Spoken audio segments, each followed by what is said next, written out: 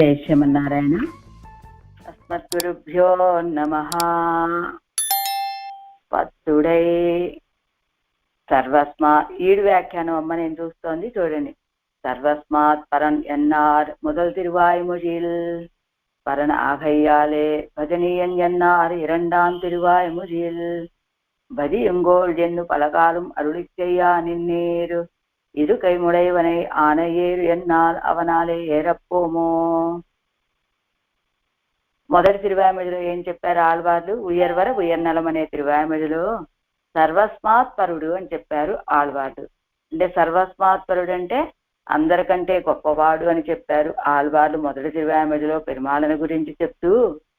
కాబట్టి ఆయన అందరికంటే గొప్పవాడు కావటం చేత మన చేత ఆశ్రయించదగినటువంటి వాడు, సేవించదగినటువంటి వాడు అని చెప్పారు రెండవ తిరువాయిమొழிలో. పరనాగయ్యాలే భజనీయం అన్నారు ఇరండాం తిరువాయిమొழிలో. భజించదగినటువంటి వాడు ఆయనేనండి అని చెప్పారు రెండవ తిరువాయిమొழிలో. సరే, భజియుంగోళ్ అని పలకాలు మరులు చేయాలి నేరు, సేవించండి సేవించండి, ఆశ్రయించండి, స్తోత్రం చెయ్యండి అని అనేక సార్లు మీరు చెప్తున్నారండి ఆళ్వారే. బాగుంది. మేమెలాంటి వాళ్ళం? మీరు చెప్పే విషయం ఏమిటి? ఇరుకై ముడవనై ఆనయ్యేరి అన్నారు. రెండు చేతులు లేవు వాడికి, మొండివాడు. రెండు చేతులు లేని మొండివాడిని ఏనుగెక్కరా అంటే ఏం చేస్తాడు వాడు? అవనాలే ఏరప్పోము. రెండు చేతులు లేని వాడిని ఎదురుగా వెళ్ళేవరే బాబు నువ్వు ఏనుగెక్కరా అంటే వాడు ఎక్కగలుగుతాడా? ఎక్కలేడు కదా. అలానే అప్పడియే సర్వేశ్వరనాయ్ అవాప్త సమస్తనాయిరుక్కిర అవన ఇంద క్షుద్రనాన సంసారి చేతనాలే పత్తపోమో అన్న. అదే రీతిగా ఆయన చూస్తేనేమో సర్వేశ్వరుడు, అందరినీ నియమించేటువంటి వాడు, అవాప్త సమస్త కాముడు, ఇంకా పొందాల్సిన కోరికలు ఏం లేవు, అన్ని కోరికలు తీరినటువంటి వాడు. అలాంటి వాడిని ఇంత క్షుద్రనాన ఇలా ఇంత తక్కువ వాడినైనటువంటి సంసార చేతనుడైన నా చేత ఆశ్రయించడానికి కుదురుతుందా అని వీళ్ళు ఒక ప్రశ్న వేస్తున్నారనమాట. ఏంటి సర్వస్మాత్ పరుడు అని చెప్పారండి మొదటి తిరువాయిమొழிలో, బాగుంది. రెండవ తిరువాయిమొழிలోనేమో ఆయన పరుడు, అందరికంటే గొప్పవాడు కాబట్టి ఆయన్ని మరించండి సేవించండి అని చెప్పారు, బాగుంది. ఆయన్ని భజించండి భజించండి అని మీరు ఎన్నిసార్లు చెప్తే మాత్రం రెండు చేతులు లేవు వాడికి, ఏనుగెక్కరా అంటే వాడు ఎక్కగలుగుతాడా? అలానే ఆయనేమో సర్వేశ్వరుడు, అవాప్త సమస్త కాముడు. అలాంటి వాడి దగ్గరికి వెళ్ళి భజింగోళ్ళు ఆశ్రయించండి ఆశ్రయించండి అంటే నేనెంతో తక్కువ వాడిని, ఈ సంసారంలో ఉన్నటువంటి ఒక చేతనుడిని, అలాంటి నా చేత ఆయన్ని ఆశ్రయించడానికి కుదురుతుందా అని ప్రశ్న వేసుకున్నారు. అయితే ఇక్కడ ఏమిటి, ఈ మొదటి తిరువాయిమొழிకి రెండవ తిరువాయిమొழிకి ఈ తిరువాయిమొழிకి సంబంధం చెప్పాలి కదా. ఈ తిరువాయిమొഴి ఏం చెప్తుంది? సౌలభ్యాన్ని తెలియజేసేటువంటి తిరువాయిమొഴి ఈ తిరువాయిమొഴి. ఆ సర్వేశ్వరుడు సౌలభ్యం కలిగినటువంటి వాడు అని. అది ఎలా అనేది కింద జీరరుంబదంలో చూడండి. సర్వస్మాత్ పరన్ ఎన్నార్ முதல் திருவாய்மொழியில் పరనాగయ్యాలే భజనీయన్ ఎన్నారే రెండాం తిరువాయిమొழியில். అయితే పైన చెప్పినటువంటి వాక్యాలే అందరికంటే గొప్పవాడని చెప్పారు మొదటి తిరువాయిమొழிలో, అంత గొప్పవాడు కావటం చేత ఆయన్ని సేవించండి అని చెప్పారు రెండో తిరువాయిమొழிలో. ఇప్పటి భజియుంగోళ్ ఎన్ను పలకాలం అరుళి చెయ్యాని, ఇలా ఆయన్ని సేవించండి సేవించండి అని అనేక సార్లు మీరు చెప్తూ ఉన్నారండి ఆళ్వార్లే. ఇది కూడాదు ఎజిందిరుక్కవు మాట్లాద ముండియై ఆనయ్యే ఏది అన్నాల్ అవనాలే ఏరప్పోము. ఇది ఎలా కుదురుతుంది ఆళ్వారే? మీరు చెప్పారు బాగుంది, ఆయన చాలా గొప్పవాడరా, ఆయన స్తోత్రం చెయ్యండి అని చెప్పారు, ఆశ్రయించండి అని చెప్పారు. కానీ ఇది ఎలా కుదురుతుంది కనుక? ఎలా కుదరదు అంటే రెండు చేతులు లేనటువంటి మొండివాడు వాడు. అలాంటి వాడు వెళ్ళి ఏనుగుని ఎక్కగలుగుతాడా? అలానే సర్వస్మాత్పరుడు అవాప్త సమస్త కాముడు అయినటువంటి ఆ సర్వేశ్వరుని ఇంత తక్కువ వాడైనటువంటి ఈ సంసారి చేత ఆశ్రయించడానికి కుదురుతుందా అని ఒక శంక చేసుకున్నారనమాట. ఎలా అయితే ఆ శంకను ఎలా తీరుస్తున్నారు? సంసారిகளுக்கும் ஆசிரியக்கலாம்படி சர்வஸ்மாத் பரனான அவனே தாழ நின்று சுலபனாமாகில் இவனுக்கு ஆசிரியக்க தட்டில்லை என்னு அவனுடைய సౌలభ్యத்தை అరుళి చేయగిరార్ ఇత్రువాయిమొழியில் ఎన్నో.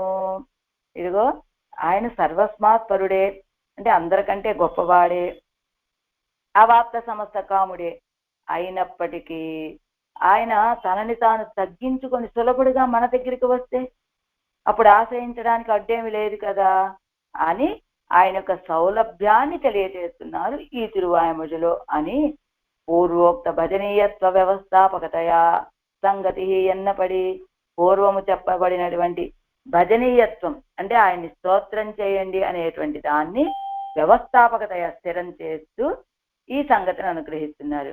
అంటే ఆయన ఎంతో గొప్పతనం కలిగిన వాడే, అవాప్త సమస్త కాముడే, సర్వేశ్వరుడే అయినప్పటికీ ఆయన్ని ఆశ్రయించడానికి అడ్డేముంటుంది? ఎప్పుడు అడ్డు ఉండదు. ఆయన తనని తాను తగ్గించుకొని వచ్చి మనకి సమీపంలో ఉంటే, సులభుడుగా ఉంటే ఆశ్రయించడానికి అడ్డేమి లేదు అని ఆయన యొక్క సౌలభ్యాన్ని చెప్తూ ఉన్నారు ఈ తిరువాయముజలో అని. ఇరుకైముడైవన్ ఇరుకైముడవన్ అని ఒక ఉదాహరణ చెప్పారు కదా మనకి. 2 చేతులు లేనటువంటి వాడు ఆ ఏనుగుని ఎక్కగలడా అని ఒక ఉదాహరణ చెప్పారు కదా. అలానే వాడు కూడా ఎక్కగలడట ఏనుగుని. ఎప్పుడు ఎక్కగలడు?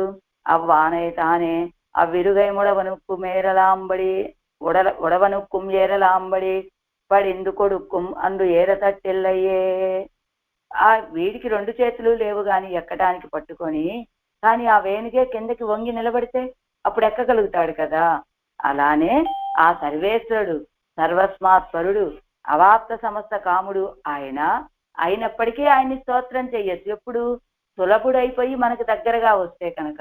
అలానే 2 చేతులు లేనటువంటి మొండివాడు ఎలా ఏనుగు వంగి ఎక్కటానికి సహకరిస్తే ఎలా ఎక్కగలడో, మనం కూడా ఆయన సర్వస్మాత్పరుడైనప్పటికీ, సర్వేశ్వరుడే అయినప్పటికీ, అవాప్త సమస్త కాముడే అయినప్పటికీ ఆయన్ని స్తోత్రం చేయడానికి అడ్డేమి లేదు. ఎందుకు? సులభుడుగా ఉంటే కనుక. అప్పడియే ఈ సంసారి చేతనకు బదిక్కలాంబడి అవన్ తన్నై కొండు వందు తాజవిట్టు సులభనామాగిల్ ఇవనుక్కు బదిక్కత్తట్టిల్లయ్య ఎన్గిరారు. అదే రీతిగా అదిగో ఇప్పుడు చెప్పిన విషయాన్ని ఈ సంసార చేతనుడికి కూడా భజించేటట్లుగా ఆయన తనని తాను తగ్గించుకొని సులభుడైనట్లయితే స్తోత్రం చేయడానికి అడ్డేమి లేదు కదండి అంటున్నారు ఈ పాత్రలో. అయితే ఇక్కడ మనకి ఒక తేడా అని చెప్తున్నారు. ఏమిటట?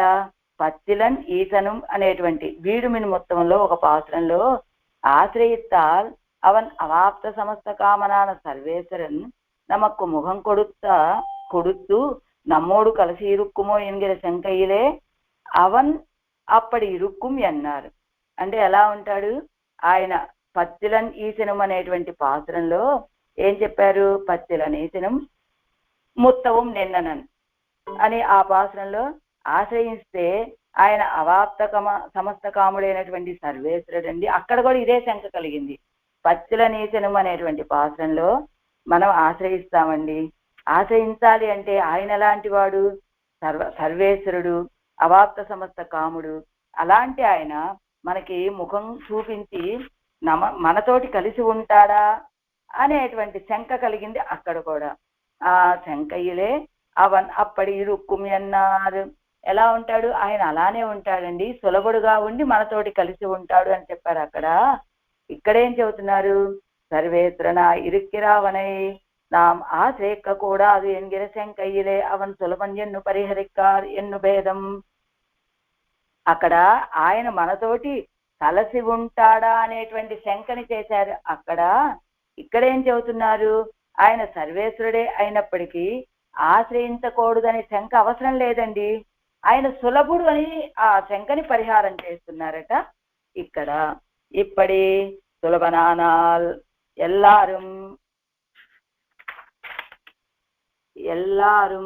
அவனை భజిత్తు ఉజ్జీవియాదే అవజానంతి మామూడాహ ఎన్ను అవమతి పన్ని అనర్థపడువాన్ ఎన్నెన్నా. ఏమండి, ఆయన సులభుడైతే కనుక మనం వెళ్ళి ఆశ్రయించచ్చు అన్నారు కదా. కానీ మనం ఆయన సులభుడైతే ఆయన దగ్గరికి వెళ్ళి ఆశ్రయించి ఉజ్జీవించకుండా ఆయన్ని సేవించి అవజానంతి మామూడాహ అని అవమతి పన్ని అనర్థపడువాన్ ఎన్నెన్నా అవమతి పడి ఆయన విషయంలో తక్కువ భావన చేసి ఎందుకని అనర్థాల పాలవుతున్నారేమిటి? ఇప్పుడు సర్వేశ్వరుడు అన్నారు, పరత్వం కలిగిన వాడు అన్నారు, అవాప్త సమస్త కాముడు అన్నారు, ఆయన్ని మనం ఆశ్రయించగలమా అని శంక చేసుకున్నారు. ఆయన సులభుడైతే కనుక తప్పక ఆశ్రయించచ్చు అని చెప్పారు, ఆయన్ని సేవించచ్చు అని చెప్పారు. మరి ఆయన వచ్చి సులభుడుగా ఉంటే మరి ఆయనే భగవద్గీతలో చెప్పాడు కదా, అవజానంతి మాం మూఢాహ అని, మూఢులైనటువంటి వాడు నన్ను తెలుసుకోలేకపోతున్నారయ్యా అని. ఇలా తెలుసుకోలేక అందరూ అనర్థాలు పాలవటానికి కారణం ఏమిటి? ఆయనే వచ్చి సులభుడిగా మన దగ్గరకు వచ్చి అవతరిస్తే మరి ఆయన్ని తెలుసుకోలేకుండా అనర్థాలు పాలవటానికి కారణం ఏమిటి అంటేనట చెప్తున్నారు. అదే అవతారం తన్నిల్ వందాల్ భాగ్యహీనర్కు సజాతీయ ప్రతిపత్తి పన్ని అనర్థపట్టు పోగవుమాం భాగ్యాధికర్కు எளியனாக பெற்றோமே என்னும் ஆசை கலம்படி இருக்கும் పొదువాయిరే ఇరుపదు. అవతారాల దగ్గరికి వస్తేనట ఆ అవతారాలు భాగ్యహీనులేమో ఆయన మనతో పాటు వచ్చి పుట్టాడండి ఈ లోకంలో, మనతోటి సజాతీయుడు అని భావన చేసి అనర్థాలు పాలయ్యే అవకాశము ఉంటుంది. భాగ్యాధికర్కు సంపద కలిగినటువంటి వాళ్ళు అంటే ఆయన యొక్క వైభవం తెలుసుకున్నటువంటి వాళ్ళు, భాగ్యహీనులంటే దురదృష్టవంతులు. ఆయన మనతో పాటు వచ్చి పుట్టాడండి, ఇదిగో కృష్ణ పరమాత్మ వచ్చాడంటే అదిగో ఆ దేవకి వసుదేవులకి పుట్టాడు, ఇక్కడ నందగోపాలుడి దగ్గర దేవకి వసుదేవులకు పుట్టాడు, నంద యశోదల దగ్గర పెరిగాడు. ఈయన కూడా మనలాంటి వాడేనండి, ఈ గొల్లపల్లెలో ఉన్నాడు, మనలాగా ఒక గొల్లవాడే సజాతీయుడు అని భావించి అనర్థాలు పాలవ్వటానికి అవకాశం ఉంటుంది అవతారాల దగ్గరికి వస్తే. అలా కాకుండా ఆయన యొక్క వైభవాన్ని తెలుసుకున్నటువంటి వాళ్ళు ఆ సర్వస్మాత్పరుడే, సర్వేశ్వరుడే, ఆ ఉపవిభూతి నాథుడే, అదిగో ఆ శ్రీవైకుంఠంలో ఉండేటువంటి వాడే, అక్కడ ఆయనే ఇక్కడకు వచ్చి ఇంత అరియన్ ఎలియనాగ పెత్తోమే, అంత సులభుడు మనం పొందటానికి ఈ దేహంతో ఈ మాంస చక్షువులతోటి చూడటానికి కూడా దుర్లభుడైనటువంటి ఆ సర్వేశ్వరుడు ఇంత సులభుడుగా ఈ దేహంతో ఈ లోకంలో ఉన్నప్పుడే, మామూలుగా అయితే ఆ సర్వేశ్వరుని సేవించాలంటే ఈ దేహం విడిచిపెట్టి వెళ్ళాలి, ఆ దివ్య దేహం రావాలి, అదిగో ఈ మాంస చక్షువులకి దర్శనం చేయడానికి వీలు లేనటువంటి సర్వేశ్వరుడు వాడు, అంత దుర్లభుడు కదా ఆయన. మనం సేవించాలంటే సాధ్యమయ్యేటువంటి విషయమా? కాదు కదా. అలాంటి దుర్లభమైన విషయం మన కంటికి కనపడేలాగా సులభంగా వచ్చి మన దగ్గరికి వచ్చేలాగా పొందామే మనం అని ఆ శ్రేక్కలాంబడి ఇరండుక్కుం పొదువాయిరే ఇరుపదు. అలా రెండిటికి ఆయన మనతోటి వచ్చి పుట్టాడు సజాతీయుడు అని భావించి అనర్థాలు పాలవటానికి కారణాలు అవుతాయట ఈ అవతారాలు. అలా కాదు, ఆయన యొక్క వైభవాన్ని తెలుసుకొని అంత గొప్పవాడు ఎంత సులభుడుగా మన కంటికి కనపడేలాగా వచ్చాడు అని ఆశ్రయించటానికి కూడా తగినట్లుగా ఉంటాయట అవతారాలు. సర్వేశ్వరన్ అరియన్యన్నాల్ సంసారத்தில் ஆள் பத்தாதது என்று அவன் எளிமையை ஒப்புபாதித்து கொண்டு போந்தோம். அதுதானே அவர்களுக்கு இத்தனை எளியனோ என்னும் விடுகை கூடலாயிற்று. அவ்வெளிமைதானே ஆதரிக்கை கூடலாயிற்று. தமக்கு ஒருவருக்குமே இரே என்னும் ఎంబారై పాటుడైవర్ అరుడిచ్చే తరుడినారా. ఇదిగో సర్వేశ్వరుడు చాలా దుర్లభుడండి, ఆయన ఎక్కడో శ్రీవైకుంఠంలో ఉంటాడు, ఆయన్ని పొందటం చాలా కష్టమండి అని అన్నట్లయితే ఈ సంసారంలో ఉన్నటువంటి ఈ జీవులందరూ ఆయన్ని ఆశ్రయించరు అని ఆయన యొక్క సౌలభ్యాన్ని తెలియజేస్తూ వెళ్తున్నామండి. అదే వీళ్ళకి ఇతన ఎలియను ఎంత సులభుడా అయినా అని విడిచిపెట్టడానికి కారణమవుతుంది అని రామానుజులు వారు ఎంబారుతోటి అనేవారట. ఏమంటే సర్వేశ్వరుడు పొందడానికి దుర్లభుడండి, అక్కడో శ్రీవైకుంఠంలో ఉన్నాడు అన్నాడు అనుకోండి, అలాంటి ఆయన్ని మనమేం పొందుతాములేండి అని దూరం జరగటానికి అవకాశం ఇచ్చినట్లు అవుతోందని, ఆయన చాలా సులభుడండి, శ్రీవైకుంఠంలో ఉన్నప్పటికీ మనం పొందటానికి అనుకూలంగా ఈ లోకంలోకి వచ్చి మనకి సమీపంలోనే ఉన్నాడు అని చెప్తే ఏమవుతుంది? అంత దుర్లభుడు ఇంత సులభుడుగా ఉన్నాడే అని ఆశ్చర్యపోకుండా ఆనందపడకుండా ఏమిటి ఎంత సులభుడు ఆయన అని ఆయన్ని విడిచిపెట్టడానికే కారణమైంది ఆ సౌలభ్యము. అయితే మనలాంటి వాళ్ళకి ఆ వెడిమైతానే ఆదరిక్కై కూడలాయిస్తూ ఉడలాయిస్తూ ఉమక్కు ఒరువురుక్కుమేయిరే ఎన్ను అంత ఆ సౌలభ్యము తానే ఆదరించడానికి తగినదిగా ఉన్నదే అని ఉడలాయిత్తదుం ఉమక్కు ఒరువరుక్కుమే ఇరేను ఎంబారై పాతు. అది ఆ సౌలభ్యమే ఆదరించడానికి తగినదిగా ఉన్నది మీ ఒక్కరికే కదా అని ఎంబారై పాతు ఎంబారును చూసి కూడా ఎవరు అరుడిచ్చేదరుడినారాం రామానుజుల వారు అనుగ్రహించారట. ఏమండి అందరికేమో అంత గొప్ప సర్వేశ్వరుడు అని చెబితే ఆదరించడానికి కష్టమవుతుందని ఈ లోకంలోకి వచ్చి సులభుడుగా ఉన్నాడని చెబితే వాళ్ళకి అది విడిచిపెట్టడానికి కారణమైందండి. కానీ ఆ సౌలభ్యమే మీకు ఆదరించడానికి మీకింత ప్రీతి కలగటానికి కారణమైందే అని రామానుజుల వారు ఎంబార్ని గురించి చెప్పారు. అని ఏమిటట, ఏమండి అవతారాలు ఎత్తింది ఎందుకు? ఆయన సులభుడుగా ఉండి మనలాంటి వాళ్ళందరినీ ఉజ్జీవింపచేయటానికి. ఎలా ఇక్కడ ఒక ఉదాహరణ చెబుతున్నారు. ఆయన సులభుడుగా ఉండి మనల్ని ఉజ్జీవింపచేయడానికి అవతారాలు ఎత్తితే అవి ఎలా ఉన్నదట, ఆయన మన సజాతీయుడని భావించి ఆయన విడిచిపెట్టడం అనేటువంటిది. சில தார்மிகர் ஏறிக்கல்லினால் சேத்திலே தலையை நொழுந்தி பட்டு போகா நிற்பர் சிலர் விடாயர் அதிலே ముజుగు విడాయితీరిందు పోగా నిற்பరుగల్. ఒక ధార్మికుడు ఏం చేశాడు, చెరువును తవ్వించాడు. చెరువు తవ్వించేది ఎందుకు? ఊళ్ళో ఉన్న వాళ్ళందరికీ కూడా చక్కగా ఆ దప్పిక తీర్చుకోవడానికి చెరువును తవ్వించాడు. కానీ అందరికీ దప్పిక తీర్చడానికి తవ్వించినటువంటి ఆ చెరువులో ఒక వ్యక్తి వెళ్ళాడు, దాంట్లో మునిగాడు, చనిపోయాడు, ప్రాణాలు తీసేసుకున్నాడు. అలానే మిగతా వాళ్ళందరూ ఏం చేస్తారు, ఆ వ్యక్తి అందులో ప్రాణాలను పోగొట్టుకున్నాడు, కానీ మిగతా వాళ్ళందరూ చక్కగా ఆ చెరువులో దిగి అలసట తీర్చుకొని తాగటానికి దప్పిక తీర్చుకొని తమ దప్పికను తీర్చుకుంటూ ఉంటారు కదా మిగతా వాళ్ళందరూ. ఒకే చెరువు ఒక వ్యక్తికి ప్రాణాలను కోల్పోవడానికి కారణమైంది, ఒక వ్యక్తికి అదిగో అలసట తీర్చుకొని అబ్బాయి ఎంత బాగుంది అని ప్రాణం సేద తీరడానికి కారణమైంది.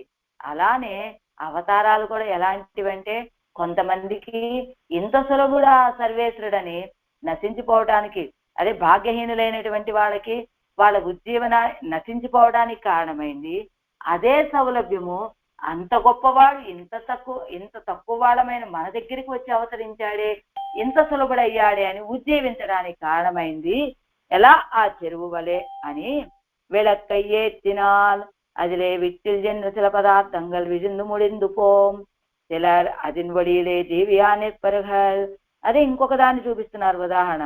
దీపం వెలిగిస్తారు, ఆ దీపం వెలిగిస్తే కొన్ని మిడతలు లాంటివి వస్తాయి, దాంట్లో పడి ప్రాణాలను కోల్పోతాయి. అదేదో అని ఆశపడి ఆ దీపం వెలుతుల్లోకి వచ్చి పడినటువంటి మిడతలు తమ ప్రాణాలను కోల్పోతాయి.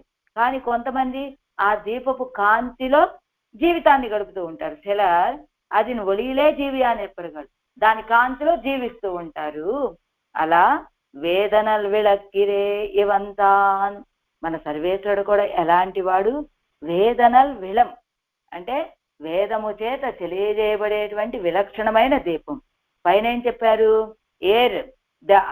మడుగు అని చెప్పారు కదా.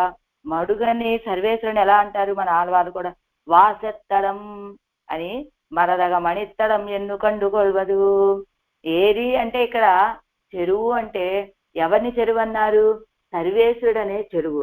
అంటే ఎలా చెప్తారండి, మన ఆళ్వారు చెప్పారు కదా, వాసెత్తడం మన నమ్మాళ్ళ వాళ్ళే పరిమళాలను వెదజల్లేటువంటి తటాకము అని చెప్పారు. అంతేకాదు మరదగ మణిత్తడం, మరదగ మణులతోటి కూడినటువంటి తటాకము అని చెప్పినట్లు మన నమ్మాళ్ళ వాళ్ళే అదిగో ఆ సర్వేశ్వరుడు అనేటువంటి తటాకంలో ఏది ధార్మికులు దాన్ని తవ్విస్తే దాంట్లో మునిగి ప్రాణాలు కోల్పోయేవాళ్ళు ప్రాణాలు కోల్పోతే సేద తీరే వాళ్ళు ఉంటారు కదా, వాళ్ళ దప్పిక తీర్చుకునే వాళ్ళు ఉంటారు కదా. అలాంటి తటాకం లాంటి వాడు సర్వేశ్వరుడు అని. అంతేకాదు దీపం లాంటి వాడు. ఎలాంటి దీపం, చెప్పారు కదా, వేదనల్ విళక్కిరే ఇవంతాన్ ఆయర కులత్తిన్ తోందుమ్మని విళక్కిరే. ఎవరిది ఈ సర్వేశ్వరుడు, ఆయర కులత్తినిల్ తోన్రుమ్మని విళక్కిరే, ఆ గొల్ల కులంలో ప్రకాశించినటువంటి అవతరించినటువంటి మణిదీపము అన్నారు ఆయనని. అంతేకాదు వెంకదిరోన్ కులత్తుకోరు విళక్కిరే, అదిగో ఆ సూర్యవంశంలో పుట్టినటువంటి ఆ సూర్యవంశానికి పుట్టినటువంటి ఒక విలక్షణమైనటువంటి దీపము అన్నారు ఆ రామచంద్రుణ్ణి. అంటే ఆయన కులంలో పుట్టినటువంటి మణిదీపం అంటే కన్నపిరాను. సూర్యవంశంలో పుట్టినటువంటి దీపము అంటే రామచంద్రుడు. అవంతాన్ అన్నియ వాళన్ ఆయిరంతోళం తుణియ அன்று ஆழி தொட்டதும் இப்படி வந்து అవతరిత్తు సులభనాన నిలై తన్నిలే ఇరే. అదిగో అలానే ఆ సర్వేశ్వరుడు వచ్చి కన్నపిరానుగా వచ్చి ఏం చేశాడు? ఆంద్రియ వాళన్ వాణన్ ఆయిరంతోడుం. అంద్రియ అంటే అంటే పగైత్త బాణుడు, పగపట్టాడు. ఇది శత్రుత్వం వహించినటువంటి బాణాసురుడి యొక్క 1000 ఆయిరంతోళం తుణియవన్ ఆది తొట్టదు ఇప్పటి వంద. అలాంటి ఆ బాణాసుడి యొక్క 1000 హస్తాలని కూడా తుంచివేసింది ఇలా అవతరించే కదండి. ఇలా వచ్చి అవతరించే అదిగో ఆ బాణాసుడి యొక్క ఆ 1000 భుజాలని తొలగించేశాడు. ఖజిత్తదు తొలగింపేసింది. అలా ఇలా సులభుడైనటువంటి ఈ స్థితిలోనే కదా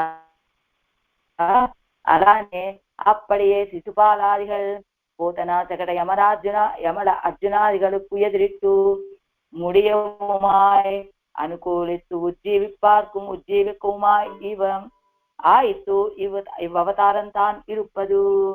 ఇదిగో ఈ అవతారం ఎలా ఉన్నది? అదిగో ఆనాడు బాణాసురుడి యొక్క 1000 భుజాలని తొలగింపచేసేటట్లుగా వచ్చి అవతరించాడు ఈ కృష్ణావతారంలోనే.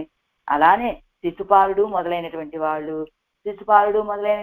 అంటే శిశుపాలుడు, కంసుడు మొదలైనటువంటి వాళ్ళు, పోతన శకట యమలార్జునులు అంటే ఆ పోతన శకటాసురుడు యమలార్జునుడు అనే ఆ మధ్య చెట్లు 2, ఇంకా అదిగో ఆగాసురుడు అని వాళ్ళందరూ ఉన్నారు కదా. ఆది శబ్దంతో ధేనుకాసురుడు మొదలైనటువంటి వాళ్ళు.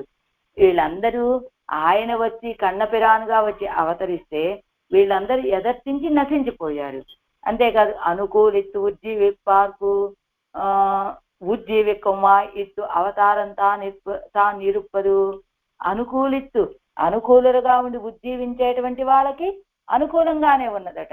ఎవరు అనుకూలించి అనుకూల భావాన్ని కలిగి ఉజ్జీవించినటువంటి వాళ్ళు అక్రూర మాలాకారాదీన్ పరమ భాగవతాన్ కృత్వా ఎంగిరపడియే. అక్రూరుడు, మాలాకారుడు ఇలాంటి వాళ్ళందరూ కూడా అనుకూల భావాన్ని కలిగి ఉజ్జీవించారు.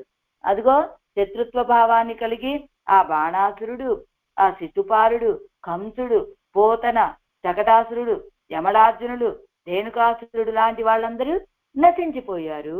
అలా ఆయన వైభవాన్ని తెలుసుకున్నటువంటి వాళ్ళు తెలుసుకున్న వాళ్ళకి ఉజ్జీవనం, అది తెలియనటువంటి వాళ్ళకి నశించిపోవటమే. అలాగా అవతారాలు అనేటువంటివి ఉజ్జీవించడానికి కారణమవుతాయి, నశించిపోవటానికి కారణమవుతాయి అని చెప్తున్నారు ఈ పాత్రంలో. పలకాలం అవనే భజింగోల్ ఎన్నా నిన్నేరు కన్నాలే కండాలదు భజిక్క వెలుగల్లై భజిస్తాలదు కాణ వెలుగల్లై ఆన పిన్ను ఆశే కుంబడి అంగనే ఎన్న. ఏటాళ్వారే అనేక సార్లు పలకాలం ఆయన్ని భజించండి భజించండి అని మీరు చెబుతూ ఉన్నారు. ఎక్కడ చెప్పారండి ఆయన్ని భజించమని? అంటే అదిగో వీడుమిన్ముత్తవంలో ఎన్నిసార్లు చెప్పారు? ఇదిగో వీడు సేమినే అన్నారు, పలకాలు అన్నది వీడు సేమినే అన్నారు. సేర్మిని స్వామిని ఆశ్రయించండి అన్నారు. ఆ నలం పులుగు, ఆ విలక్షణమైనటువంటి కళ్యాణ గుణాలు కలిగినటువంటి వాడిని రక్షకమని ఆశ్రయించండి అన్నారు. పత్తే ఇలాంటి పదాలన్నీ వాడారు కనుక ఇవి చెప్పారు, ఇలా మనకు ఉపదేశం చేశారు కనుక ఆళ్వార్లు పలకాలు అవనే భజింగోళ్ళు అన్నాని నేను అనేక సార్లు ఆళ్వారు మీరు ఆశ్రయించండి అని మీరు చెప్తూ ఉన్నారు. అయితే కన్నాలే కండాలదు భజిక్క వెరగల, కంటితో కనపడితే కదా ఆళ్వారే మేము ఆయన్ని స్తోత్రం చేయగలుగుతాము. అయితే భజిస్తాలదు కాణ వెరగల్లై, భజిస్తే తప్ప ఆయన్ని స్తోత్రం చేస్తే తప్ప ఆశ్రయిస్తే తప్ప ఆయన కనపడ్డు. అంటే కనిపిస్తే తప్ప మేము స్తోత్రం చేయలేము, స్తోత్రం చేస్తే తప్ప ఆయన కనపడ్డు. మరి ఆన పెన్బు అవనుకు ఆన పెన్బు ఆశ్రయి కుంబడి అంగనే అన్నా. ఇక్కడ మీకు అర్థమైందా? ముందు కంటితో చూస్తే అబ్బా ఆ వైభవం చూసి ఎంత గొప్పవాడు అని స్తోత్రం చేయగలుగుతాం, అలా ఆశ్రయించగలుగుతాం. అలా ఆశ్రయిస్తే తప్ప ఆయనేమో కంటికి కనపడ్డు. ఎలాగా? విత్తు ముందా చెట్టు ముందా అన్నట్లు. విత్తనం ఉంటే చెట్టు వస్తుంది, చెట్టు ఉంటే విత్తనం వస్తుంది. అలానే కంటితో చూస్తే ఆయన ఆశ్రయించగలుగుతాము, స్తోత్రం చేయగలుగుతాము. అలా స్తోత్రం చేస్తే తప్ప, ఆశ్రయిస్తే తప్ప ఆయనకి కంటికి కనపడడు కనుక ఆన పిన్బు ఆశ్రయి కుంబడి అంగనే అన్నా. అయితే ఆయన ఎలా ఆశ్రయిస్తామండి అంటే తస్మిన్ దృష్టే పరావరే ఎన్నుం విశతే తదనంతరం ఎన్నుం సొల్లుగినపడియే చిల వరుత్తోడే.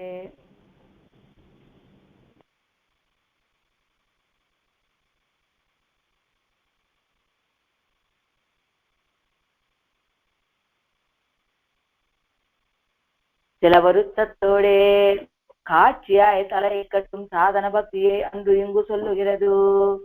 ఇక్కడ తస్మిన్ దృష్టే పరావరే అని కింద దీనికి అన్నపిండు ఆశ్రయ కుంబడి అంగనే అని ఒక శంక చేసుకున్నారు కదా.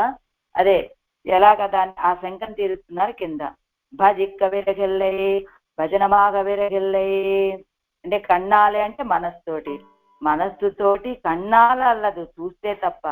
అంటే పరభక్తి రూప జ్ఞానం దర్శన సమానాకారం కారాపన్నమానాలు అల్లదు.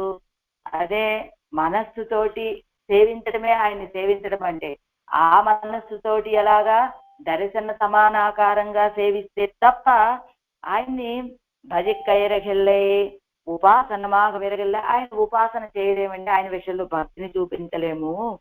సాధనత్వ ఆపన్నమాగ ఎరగిల్లై అన్నపడి అంటే ఆయన్ని ఆశ్రయించడానికి ఆశ్రయించలేమండి. భజిత్తాలల్లదు సాధనత్వ ఆపన్నమానాలల్లదు. అలా సాధనత్వంగా ఆయన్ని భజిస్తే తప్ప కాణ ఎరగిల్లై మోక్షదశయ్యులు భగవద్ అనుభవ రూప ఫలం వర ఎరగిల్లై. కాణ విరగిల్లై అంటే ఆయన్ని ఆశ్రయిస్తే తప్ప దర్శనం ఇవ్వడు అంటే ఏమిటట, భగవద్ అనుభవ రూపమైనటువంటి మోక్ష దశలో మోక్షాన్ని పొందటము, ఆ మోక్ష దశలో భగవద్ అనుభవ రూప ఫలం వచ్చే అవకాశం లేదు. అంటే మనస్సుతోటి అంటే పరభక్తి రూప జ్ఞానం అంటే దర్శన సమానాకారం అంటే మానసిక సాక్షాత్కారమే ప్రత్యక్ష సమానాకారంగా దర్శన సమానాకార ఆపన్నమానాలల్లదు. అంటే ప్రత్యక్ష సమానాకారంగా ప్రత్యక్షంగా ఎలా సేవిస్తామో అలా సేవిస్తే తప్ప ఆయన్ని ఉపాసన చేయలేమండి. అలా ఉపాసన చేస్తే తప్ప ఆయన దర్శనమివ్వడు. దర్శనమివ్వడు అంటే ఏ దర్శనాన్ని ఇవ్వడు, మోక్ష దశలో భగవంతుణ్ణి అనుభవించడం అనేటువంటి రూపముగా ఉన్న ఫలము వచ్చే అవకాశం మనకు లేదు. కాబట్టి ఆయన్ని ఆశ్రయించడం ఎలాగండి అంటే దర్శన సమానాకారాపన్న పరభక్తంగళుకు ఉండా అరిదు ఎన్ను తాత్పర్యం అంటే వీళ్ళు ఏం చెప్తున్నారు, అలా దర్శన సమానాకారంగా ఉండేటువంటి పరభక్తి మాకు కలగటం చాలా కష్టం ఆళ్వారే అని చెప్పారు వీళ్ళు. పరభక్తి అంటే ఏంటి, దర్శించడం. ఆ దర్శించడం ఎలాగా, మానసికంగానే. ఆ మానసిక దర్శనం కూడా ఎలా అంటే ప్రత్యక్ష సమానాకారంగా ఉండేటువంటి దర్శనం మేము పొందడం చాలా దుర్లభం కదా అని వీళ్ళు ప్రశ్న వేస్తే వీరు దానికి కండాలల్లదు భజిక్క విరగిల్లై భజిత్తాలల్లదు కాణ విరగిల్లై ఎంగిర వాక్యత్తుకు దర్శన ఆ వాక్యానికి అర్థం వీరు ఇంకా వివరణ. దర్శన సమానాకారమాన భక్తి ఉండానాలల్లదు ఇవన్ భజిత్తానాగ విరగిల్లై ఇప్పటిప్పట్ట భజనத்தை పండినాల్ అల్లదు ప్రాప్య సిద్ధి ఉండాగాదు ఇన్ను తాత్పర్యం. అండ్ దర్శన సమానాకారమైనటువంటి భక్తి ఉంటే తప్ప వీళ్ళు ఆశ్రయించే అవకాశమే లేదు. ఇలాగా ఉన్నటువంటి ఇలా ఆయన విషయంలో ఆశ్రయిస్తే తప్ప ఆ ఫలాన్ని పొందేటువంటి అవకాశం లేదు అని చెప్తూ అదావదు భజనం దర్శన సమానాకారమాగ వేణుం సాదృశ భజనం పండినా అల్లదు ప్రాప్య సిద్ధి ఉండాగాదు ఆన పిన్బు ఏ తాదృశ భజనం ఎంగళాల్ సేదు తలై కట్టపోమో ఎన్ను ఫలితార్థం. ఏమయ్యా నిన్ను స్తోత్రం చేయాలి, ఆశ్రయించాలి అంటే ప్రత్యక్ష సమానాకారంగా దర్శనాన్ని నువ్వు ఇవ్వాలి. నువ్వు నిన్ను ఆశ్రయిస్తే తప్ప అలాంటి ఫలాన్ని నువ్వు మాకివ్వవు. కాబట్టి మా చేత అలా ఆశ్రయించడానికి ముగుస్తుందా, కుదురుతుందా అని ఒక శంక చేసుకుంటే ఇంద వాక్యత్తుకు ఇప్పటి అర్థమానా అల్లదు ఇలా అర్థం చెప్పుకుంటే తప్ప ఇదిగో తస్మిన్ దృష్టే పరావరే ఇత్యాది మేల్ వాక్యం సంగతమా కాదు. ఇక్కడ చెప్పారు కదా, ఎలా ఆశ్రయిస్తామండి అంటే తస్మిన్ దృష్టే పరావరేయన్నం, తస్మిన్ దృష్టి ఆ సర్వేశ్వరుడి విషయంలో, గొప్పవాడైనటువంటి ఆ సర్వేశ్వరుడి విషయంలో అదైతున్నారు. భిద్యతే హృదయ గ్రంథి ఛిద్యంతే సర్వ సంశయా క్షీయంతే చాస్య కర్మాణి తస్మిన్ దృష్టే పరావరే అని ముండకోపనిషత్తులో చెప్పినట్లుగా, తస్మిన్ అంటే భక్త్యా మాం అభిజానాతి యావాన్యస్మి తత్వతః తతో మాం తత్వతో జ్ఞాత్వా విశదే తదనంతరం ఇది భగవద్గీతలో కూడా అష్టాదశే అంటే 18వ అధ్యాయంలో చెప్పినట్లుగా, హృదయస్య మనసో గ్రంథి, మనసు అనేటువంటి గ్రంథి ఎలా విద్యతే హృదయ గ్రంథి అంటే మనసు అనేటువంటి గ్రంథి రాగాదయ యద్వా హృదయ శబ్ద హృత్స్థానమైతి జీవపర అంటే జీవుడి విషయంగా కూడా చెప్పుకోవచ్చు. హృదయము అంటే సత్య గ్రంథి అంటే శరీర సంబంధ, ఈ జీవుడికి ఉండేటువంటి శరీర సంబంధము సంశయ శబ్ద విపర్యస్యాపి ప్రదర్శనార్థ అంటే ఈ సంశయ శబ్దం ఏం చెప్తుంది, విపర్యస్యాపి ప్రదర్శన, విపర్యయం ఇదా అదే అనేటువంటి సందేహాన్ని కలిగి ఉంటుంది అని దేహాత్మాభిమాన రూప అవిద్య ఇత్యర్థ. అంటే తస్య గ్రంథి అంటే ఆ సంశయ శబ్దం ఏం తెలియజేస్తుంది, దేహమే ఆత్మ అనే రూపంగా ఉండేటువంటి అవిద్యని తెలియజేస్తుంది అని, ఆ అవిద్య కారణంగా వీడు చేసేటువంటి పుణ్యపాప రూప కర్మలు అని చెప్తూ, అవిద్యా సంచిత కర్మకృత ప్రకృతి సంబంధ నివృత్తి దర్శన సమానాకార ఉపాసనేన సిద్ధ్యతి ఇత్యర్థ. అంటే తస్మిన్ దృష్టే పరావరే, ఎవరైతే ఆ సర్వేశ్వర విషయంలో దృష్టిని కలిగి ఉంటారో, ప్రీతిని కలిగి ఉంటారో వాళ్ళకి ఈ హృదయగంధి ఛేదించుకొని పోతుంది. ఆ తర్వాత ఛిద్యంతే సర్వ సంశయా అంటే ఈ దేహమే ఆత్మ అని అవిద్య చేత వచ్చేటువంటి ఈ పుణ్యపాప రూప కర్మలన్నీ తొలగిపోతాయండి అని చెప్తూ, అదే అవిద్యా సంచిత కర్మకృత ప్రకృతి సంబంధ నివృత్తి దర్శన సమానాకార ఉపాసనైన సిద్ధ్యతి. అంటే అవిద్య చేత సంపాదించుకోబడినటువంటి కర్మల వల్ల చేయదగినటువంటి వచ్చినటువంటి ఈ ప్రకృతి సంబంధము తొలగిపోయి దర్శన సమానాకారంగా ఆ సర్వేశ్వరుని ఉపాసించగలుగుతాడు అని విశతే తదనంతరం ఆ తర్వాత ఆయనలో ప్రవేశిస్తాడు లేదా ఆ శ్రీవైకుంఠంలో ప్రవేశిస్తాడు అని చెప్పినట్లుగా, ఇలా వరుత్తోడే కాట్యాయ తలైకత్వం సాధన భక్తి అందు ఇంగొల్లు హిరదు. ఏమిటి ఇక్కడ చెప్తున్నది, ఆశ్రయించండి ఆశ్రయించండి అని సాధన భక్తిని కాదండి చెప్తోంది ఇక్కడ. ఇలా వరుత్తోడే కొన్ని కష్టాలతోటి ఆ సాధన భక్తి అంటే కర్మయోగం చెయ్యాలి, జ్ఞానయోగంగా మారాలి, ఆ జ్ఞానయోగమే భక్తి యోగంగా మారినప్పుడు కదా అది భక్తి అవుతుంది. అలా కర్మయోగం చేయడం అంటే ఎంత కష్టం అండి. అది ఎలా ఉండాలి, నిష్కామ కర్మ చేయాలి. ఆ నిష్కామ కర్మ చేయగా అంటే ప్రతి పని చెయ్యాలి, అందులో నాకు కోరిక లేదు అనే భావంతో చెయ్యాలి. ఆ తర్వాత జ్ఞానయోగం, ఆ తర్వాత అదే భక్తి యోగంగా మారడం, ఇది ఎంత కష్టం. ఆ భక్తిని కాదట వీరు ఇక్కడ చెప్తుంది. కాణవేణుం ఎన్ను ఆశాలే సముడయ్యార్కు అవన్ ఎలియనాంబయ్యా ఇస్తూ, ఎలా ఉంటాట, నువ్వు చూడాలి అనే ఒక ఆశాలేశం కొంచెం ఉంటే చాలండి ఆయన సులభుడవుతాడు అని చెప్తూ ఉన్నారట ఇక్కడ.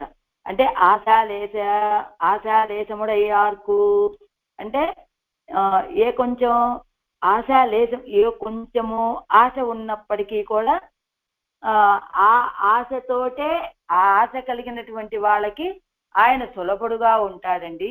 కాబట్టి అంత సులభుణ్ణి మీరు ఆశ్రయించండి అని చెబుతున్నారు ఇక్కడ. అదే ఇక్కడ ఇందాక చెప్పారు కదా, తస్మిన్ దృష్టే పరావరే అనేటువంటి వాక్యానికి మొత్తం సారమైన అర్థం ఏమిటంటే, పరావరే అంటే అస్మదాది అపేక్షయా పరరాన బ్రహ్మాదిగలై తనకు శ్లేషభూతలాగా ఉడయ్యవన్.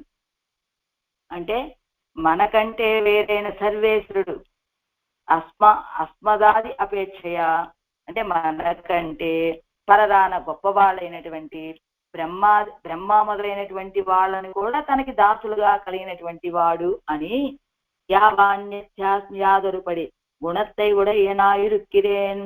యాదొరుపడి స్వరూపத்தை ఉడయనాయురుక్కిరేన్ ఏవం విధం మాం ఎన్నై భక్త్యా పరభక్తియాలే. అదిగో ఆయన పలానా రీతిగా ఉంటాడండి, పలానా గుణాలు కలిగిన వాడుగా ఉంటాడు అని చెప్పడానికి సాధ్యం కానటువంటి వాడు అని యాదువరుత్తన్ తత్వతో అభిజా సాక్షాత్కరికిరాన్ భక్తి శబ్దేనా. ఇక్కడ భక్తి శబ్దం అంటే ఏమిటి? పరభక్తి ఉచ్యతే, పరభక్తిని గురించి చెబుతూ ఉన్నారు అని. అంటే ఇక్కడ భక్తి అంటే సాధన భక్తి కాదండి మీకు చెప్తోంది. సాధన భక్తితోటి ఆయన్ని సాధించడము, ఆయన్ని పొందడము, ఆశ్రయించడం అంటే చాలా కష్టము. కానీ ఇక్కడ చెప్తున్నది భక్తి అంటే పరభక్తి. పరభక్తి అంటే ఏమిటి? మనం చెప్పుకుంటూ ఉంటాం కదా, పరభక్తి, పరజ్ఞాన, పరమాభక్తులు అని చెప్పుకుంటూ ఉంటాం కదా. అలాంటి పరభక్తి, పరభక్తి అంటే భక్తి శబ్దం అంటే పరభక్తి చెప్పబడుతున్నది అని. అభిజానాతి పరజ్ఞానం, ఆయన్ని తెలుసుకోవడం పరజ్ఞానము.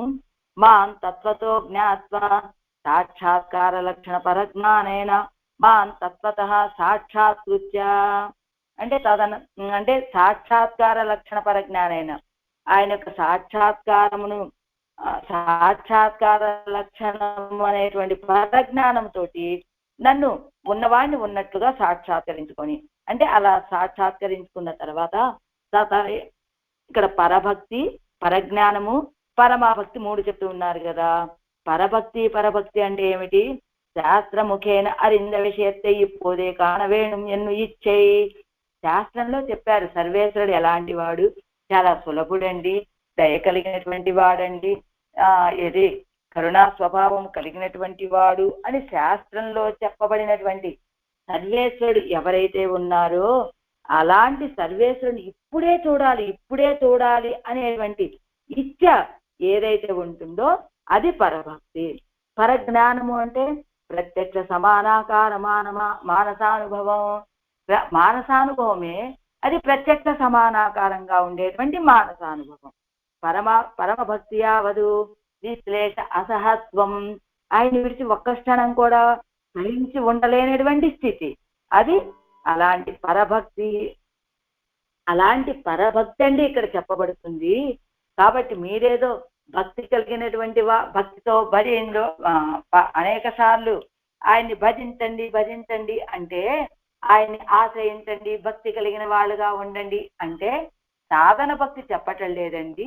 ఇక్కడ చెప్తుంది ఏమిటంటే పరభక్తి. శాస్త్రాల ద్వారా ఆయన్ని తెలుసుకొని ఎప్పుడు చూడాలి అనేటువంటి పరభక్తి చెప్పబడుతోంది ఇక్కడ. అలాంటి ఆయన విషయంలో ఇదిగో కాణవేణం ఎన్ను ఆశాలేదుముడయ్యాకు అవన్ ఎలియనాంబడియచ్చు. అలాంటి వాళ్ళకి ఒక్కసారి చూడాలి అని కొంచెం కోరిక నీకున్నప్పటికీ కూడా ఆయన ఎలాగా దర్శనమిచ్చేటట్టుగా కదా, సులభుడుగా కదా ఉంటాడు ఆయన అని. సర్వాధికంతాజ నిక్కుం అన్ను నివారకర్ ఎల్లై. అదిగో అంత గొప్పవాడు అంత సులభుడిగా ఉంటాడా అండి? అంటే సర్వాధికండి ఆయన. అలాంటి వాడు తనని తాను తగ్గించుకుంటాను అంటే ఎవరు అడ్డగించగలుగుతారు కనుక ఆయన్ని? ఆయన సర్వాధికుడు, సర్వనియంత కదా, అందరినీ నియమించేటువంటి వాడు, సర్వతంత్ర స్వతంత్రుడు కూడా. ఆయన ఎవరినైనా తనని తాను తక్కువ చేసుకోవాలంటే తక్కువ చేసుకోగలడు, ఎవరు అడ్డగించగలరు కనుక. కాబట్టి కొంచెం ఆశ ఉంటే చాలు ఆయన సులభుడుగా అవుతాడు అని. ఇంకా ఏం చెప్పాడు ఆయన? బహుని మే వ్యతీతాని అంగయ్యాలే అవతారం తన్నిల్ పొలయ్యిల్లే ఇచ్చేతానే ఉండే ఇది దన్నే అవతార రహస్యలే తాను అరుడిచ్చేదానిరే. ఇదిగో ఆయన కూడా ఎన్నెన్నో జన్మలు బహునిమే వ్యతీతాని అని చెప్పాడు అర్జునుడితోటి. ఆయనే అలానే ఏమని బహునిమే వ్యతీతాని జన్మాని తవచార్జున తాన్యహం వేద సర్వాణి నత్వం వేద అని భగవద్గీతలో 4వ అధ్యాయంలో చెప్పినట్టుగా ఆయన అవతారాలలో అసత్యం లేదండి, ఎన్నెన్నో జన్మలు ఎత్తాడు ఆయన అని. ఇచ్చే తానే ఉండే. అలా ఎత్తడానికి కారణం ఏమిటి? తను అవతరించాలి అనేటువంటి కారణంతో అన్ని అవతారాలు ఎత్తాడు ఆయన. ఎందుకు చెబుతున్నారు ఇక్కడ ఈ వాక్యాన్ని? అంత గొప్ప సర్వాధికుడు కదా ఆయన, తనని తాను తగ్గించుకొని సులభుడుగా అవుతాడా అంటే అదిగో ఆయనే చెప్పాడు కదా బహునిమే వ్యతీతానని. ఓ అర్జున, ఇప్పటికి నేను ఎన్నెన్నో జన్మలు ఎత్తానయ్యా, ఎలా ఎత్తావయ్యా? మనలాంటి వాళ్ళు జన్మలు ఎత్తుతున్నారు అంటే ఈ అవిద్య కారణంగా మనకి జన్మలు వస్తూ ఉంటాయి. ఆ జన్మలో మనం మళ్ళా పుణ్యపాప రూపకర్మల్ని చేస్తూ ఉంటాం. వాటి కారణంగా మళ్ళా జన్మిస్తూ ఉంటాం. అలా జన్మిస్తూ ఉంటాం మనము. మన జన్మలు కర్మ కారణంగా వచ్చేటువంటివి. కానీ ఆయన జన్మలు ఇచ్చతోటి, అదిగో కోరికతోటి నేను వీళ్ళని ఉజ్జీవింప చెయ్యాలి, వీళ్ళని అనుగ్రహించాలని భావంతో వచ్చి జన్మలెత్తుతూ ఉంటాడు కనుక ఆయన అర్జునుడితోటి బహుని మే వ్యతీతాన్ని అని చెప్పడం చేత ఆయన అవతారాలు అసత్యం కాదండి, ఆ ఇచ్చతోటి వచ్చేటువంటివే అవతారాలన్నీ. ఆ విషయాన్ని ఎక్కడ చెప్పాడు? అవతార రహస్య తిలేతాను అరులిచ్చేదానిదే అవతార రహస్య జ్ఞానంలో, అదే భగవద్గీతలో 4వ అధ్యాయంలో ఆయనే చెప్పారు ఆ విషయాన్ని అని. ఇంకా ఎలాంటివి నా జన్మలు? జన్మ కర్మచమే దివ్యం ఎన్నుடைய జన్మంగల్ కర్మబడియాగ అందు ఇచ్చే అడియాగ వాయురుక్కుం. నా జన్మలన్నీ కూడా మీ జన్మలు వచ్చాయంటే కర్మల కారణంగా వచ్చేటువంటివయ్యా. నా జన్మలు ఇచ్చే అడియాగ వాయురుక్కుం, నా జన్మలు ఇచ్చతోటి వచ్చేటువంటివి అని జన్మ కర్మ చ అని చెప్పడం చేత ఈయనవి మాత్రమే కాదట ఇక్కడ ఇస్తున్నారు కింద. ఈయన జన్మల ఇది దన్నై భగవదవతార దిక్కు ఇచ్చయ్యే హేతు ఎన్నుమత్తే. అలా భగవంతుడు అన్ని అవతారాలు ఎత్తడానికి కారణం ఏమిటి? ఆయన యొక్క ఇచ్చే అని. అలాంటి జన్మలు కూడా ఎలాంటివి? అవి ఇచ్చతోటి ఎత్తేటువంటివి దివ్యమైనటువంటి జన్మలు అని చెప్తూ ఆయనవి మాత్రమే కాదట. దివ్యం ఎన్ను అరుളിച്ചേതാനിരേ నన్వే తాను ఎన్నచ శబ్దత్తాల్ ఋషిಗಳై సముచ్చయిక్కిరదు.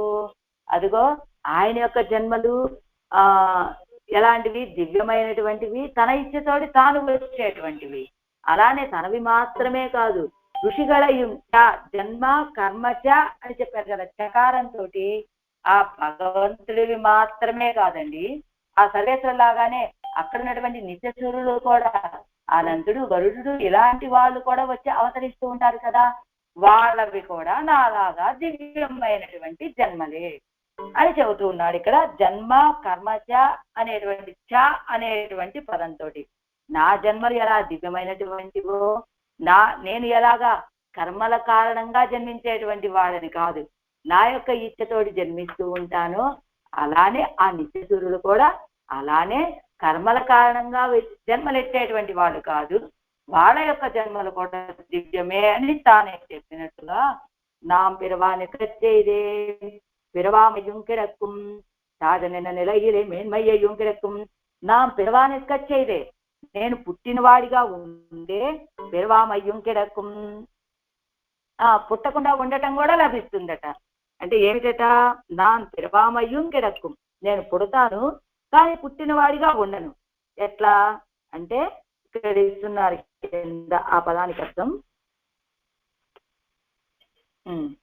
నాన్ పిరవానికచ్చేదే ఇత్యాది పిరవామయ్యం కిడక్కుం ఎన్నదు తన్నిబంధన దుఃఖ శుక్ల శోణిత రాహిత్యత్వై పత్తా. నేను పుడతానండి. ఎలా పుడతాను? మనం పుట్టాము అంటే అదిగో ఆ శుక్ల శోణితంతో ఏది ఈ కర్మల కారణంగా ఆ దుఃఖాలను సుఖాలను అనుభవించడానికి శుక్ల శోణితము ఆ శుక్ల కణం ద్వారా, అదే ఆ వీర్య కణం ద్వారా మనం పుడతాం కదా, అలా మనం పుడతాం. కానీ ఆయన పుట్టినవాడే గాని పుట్టడు అని చెబుతున్నారు. పుట్టడు అంటే ఎలా పుట్టడు? అదిగో మనం పుట్టినట్లుగా పుట్టడు. ఈ కర్మలని అనుభవించడానికి, ఈ సుఖ దుఃఖాలని అనుభవించడానికి పుట్టేటువంటి పుట్టుక కాదండి. ఇదిగో ఆ శుక్ల శోణిత రాహిత్యాన్ని చెబుతున్నారు ఆ వాక్యంతో. అంటే పుట్టినవాడే కానీ మనలాగా పుట్టినటువంటి వాడు కాదు అని. అంటే మనలాగా అంటే మనం కర్మల కారణంగా పుడుతూ ఉంటాం, ఆయన ఇచ్చతోటి పుడుతూ ఉండేటువంటి వాడు. మనం ఆ శుక్ల కణమను అంటారు కదా, ఆ వీర్య కణం వల్ల, ఆ వీర్య కణంతో మనకి పుట్టుకొస్తుంది, కానీ ఆయన పుట్టుక అలాంటిది కాదు అని. సాధన నిలయిరే మేన్మయ్యం కిడక్కుం. అదిగో ఆ తక్కువ స్థితిలో కూడా మేన్మయ్యం కిడక్కుం, అదే ఆ గొప్పతనం కూడా మనకి లభిస్తుంది. ఎలా? తక్కువ వాడుగానే ఉంటాడు, అందులో పరత్వాన్ని కూడా చూపిస్తూ ఉంటాడు. అప్రాకృత సంస్థానస్థై ఇతర సజాతీయమాక్కి వందు పిరప్పుదో இவத்திலே ஒன்றை அறிந்தவர்களுக்கு பெண்ணை ஜன்மமில்லை.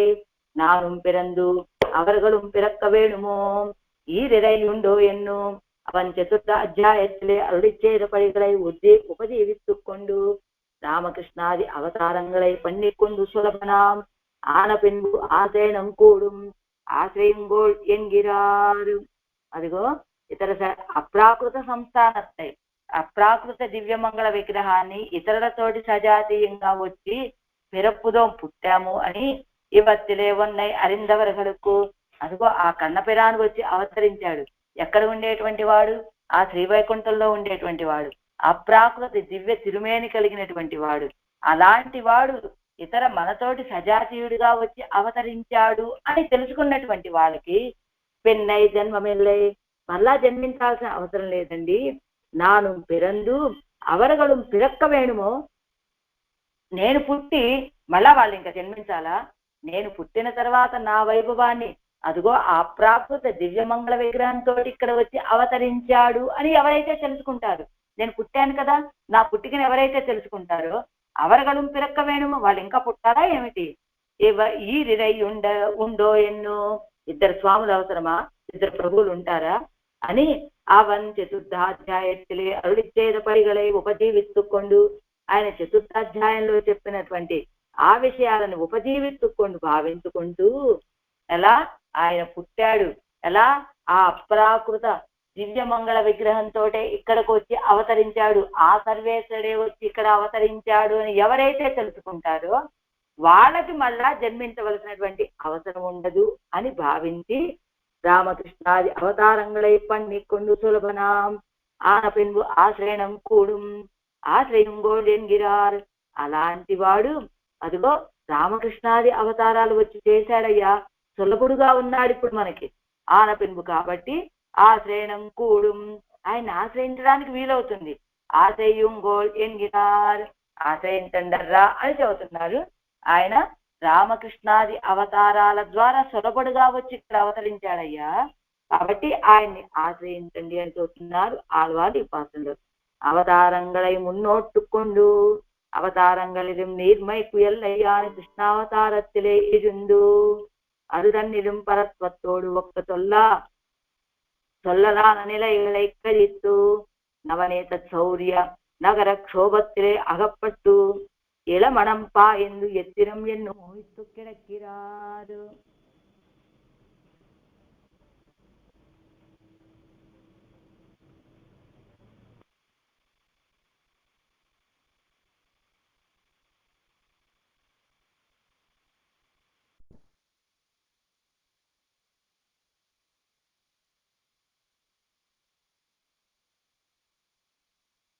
అవతారంగళిலும் నీర్మైకు ఎల్లయ్యాన కృష్ణావతారத்திலே ఇருந்து, అవతారాలలో సౌలభ్యానికి చివరి హద్దు అని చెప్పబడేటువంటి కృష్ణావతారంలో ప్రవేశించి మన ఆళ్వాళ్ళు అది దన్నిലും పరత్వత్తోడు ఒక్క చొల్లనాన నిలయగల ఎక్కడిస్తూ పరత్వంతో సమానం అని చెప్పబడేటువంటి ఆ స్థితులన్నీ విడిచిపెట్టేసి నవనీత చౌర్య నగర క్షోభత్తిలే అగప్పట్టు, నవనీత చౌర్యము ఆ నగర క్షోభత్తిలే అగప్పట్టు, ఆ నవనీత చౌర్యంతో ఆ అప్పుడు జరిగినటువంటి ఆ సన్నివేశంలో చిక్కుకుపోయి ఇళమణం